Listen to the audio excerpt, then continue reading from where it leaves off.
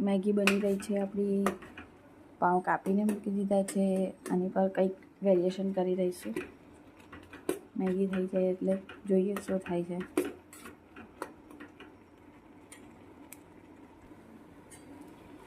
Maggi થઈ ગઈ છે અને પાઉં પર મેં ત્યાં સુધી સોસ લગાવી દીધું છે, તમે જોઈ શકો છો. હવે આને આપણે ગેસ બંધ કરીશું.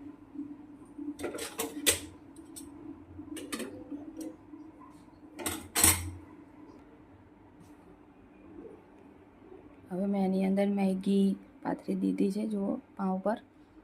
શેકાવા દઈશું. હવે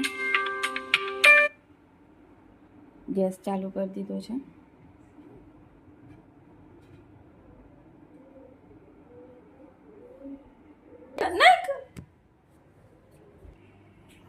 ચલો, મારા છોકરાનો નાસ્તો રેડી થઈ ગયો છે. ચલો, મારો છોકરો સ્કૂલે જવા માટે રેડી થઈ ગયો છે. એનો નાસ્તો બી રેડી છે. ચલો, તને નાસ્તો આપી દઉં.